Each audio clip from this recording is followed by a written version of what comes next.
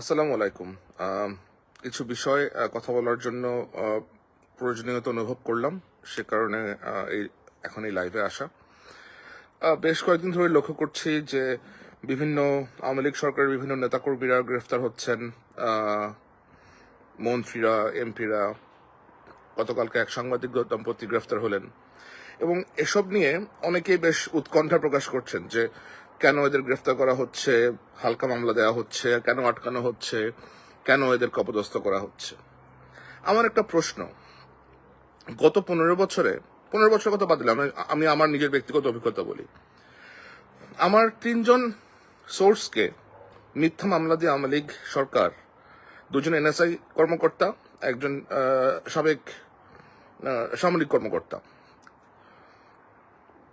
এদেরকে ভুয়া মামলা দিয়ে ফেন্সিডিল, পিস্তল এগুলা দিয়ে অকথ্য নির্যাতন করে বছরের পর বছর আটকায় রাখা হয়েছিল জেলখানার মধ্যে। তখন কিন্তু কেউ কোনো কথাবার্তা কিছুই বলে নাই যে কেন এই অবৈধভাবে আটকা রাখা হয়েছে, কেন এদেরকে টর্চার করা হচ্ছে, কেউ কিছু বলে নাই। এখন এদেরকে গ্রেফতার করে মামলায় গ্রেফতার দেখানো হচ্ছে, এসব নিয়ে অনেকে উৎকণ্ঠা প্রকাশ করতেছেন। কেন ভাই, উৎকণ্ঠা প্রকাশ করার কারণটা কি বলেন?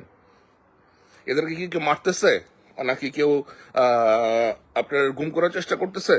এরকম তো কিছু হচ্ছে না, তাই না?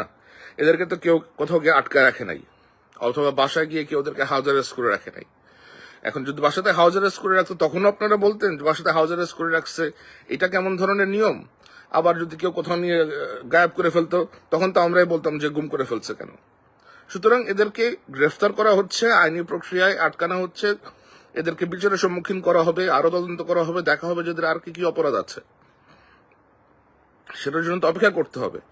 আদারওয়াইজ আপনি গ্রেফতারটা করবেন কিসের ভিত্তিতে? আর বিশ্বের অন্যতম আপনার করাপ্ট একটা দেশ, বিশ্বের শীর্ষ 12-13 নম্বর করাপ্ট দেশ, এই দেশে তো জিনিসপত্র আপনার মতো টেক্সট বুক অনুযায়ী হবে না সবকিছুই।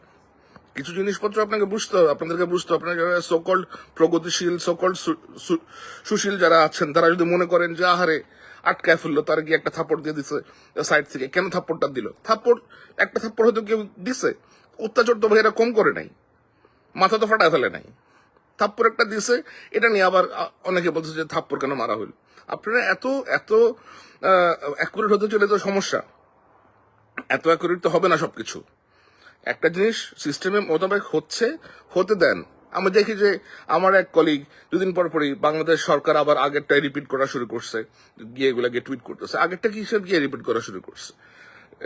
সরকার আটকাচ্ছে, নিয়ম অনুযায়ী আটকাচ্ছে, এদেরকে প্রশ্ন করা হবে, সামনে দেখা হবে যে এরা কি কি রকমের অপরাধ করছে। এই ধরনের ল্যাসপেন্সারি গুলা যারা করে না, এরা আসলে বেশ উচ্চ মাত্রার ইতর আর কি। হ্যাঁ, এই ইতরগুলোকে আমি খুব ভালো করে চিনি।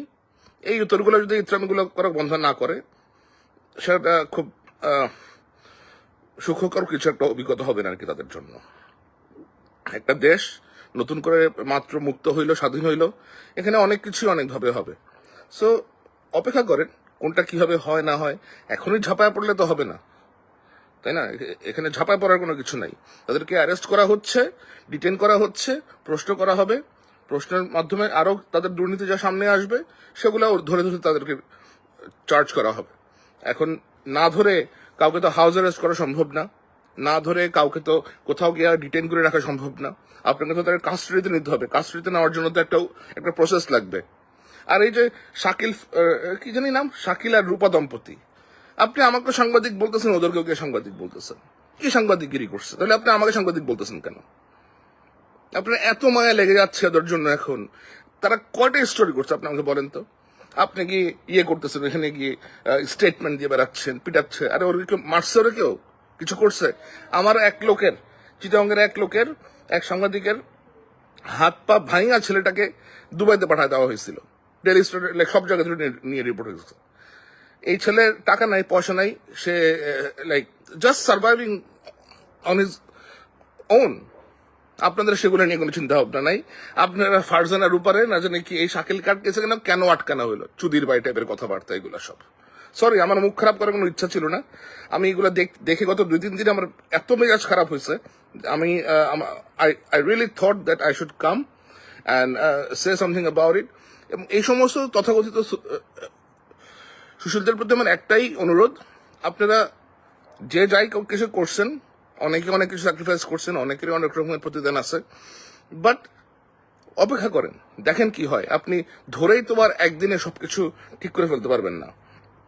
আর ঠিক করে ফেলতে হইলে দের আর প্রসেস, এদেরকে এদের মতো করে আসতে দেন, আইনি প্রক্রিয়া আসতে দেন, অপেক্ষা করেন, দেখেন কি হয়।